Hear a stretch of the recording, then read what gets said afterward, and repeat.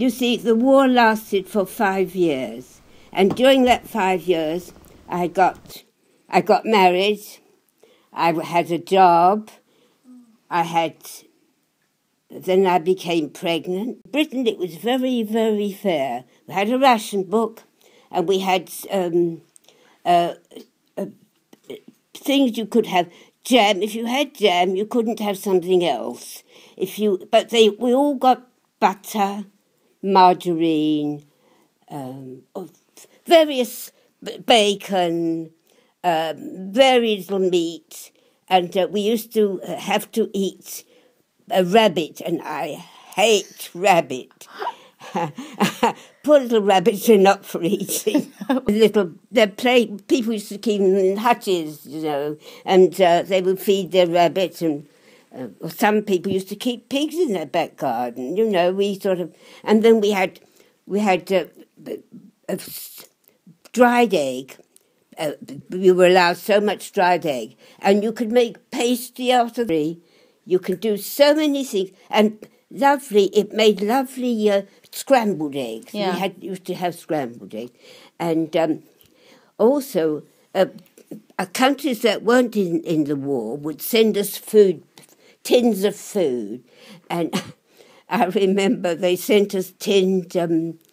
It's a huge tinned.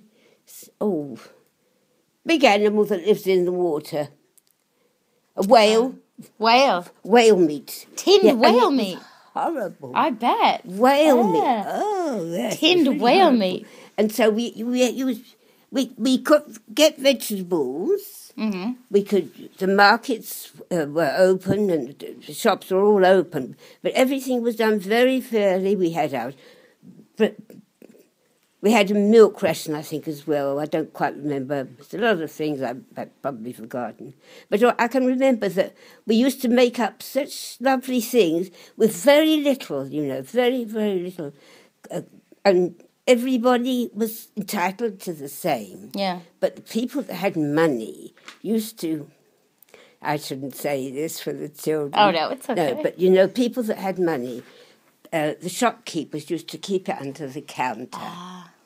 And so, and if you wanted tomatoes or bananas, anything that had to come from abroad, you queued up in the market, in the fishmonger, everything but you got what you wanted. You had, I was young enough to forget about the war at times, like most people do.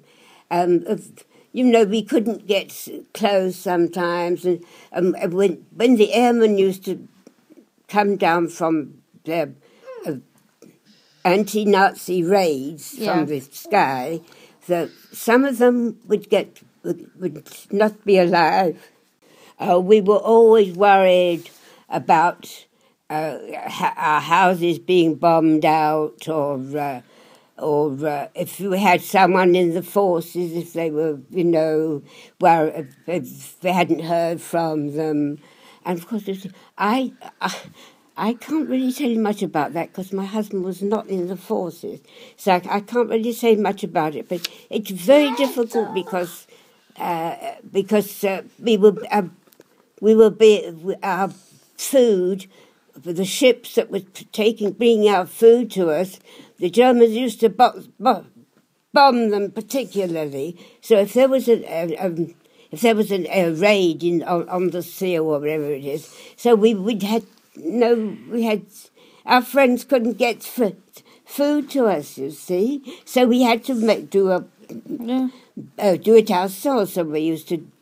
The younger people went on the land and they dug land up and they planted it with plants, with potatoes, with vegetables, so that we should not go hungry. They would bomb us, every night. So you know what people used to do? My mother did it too.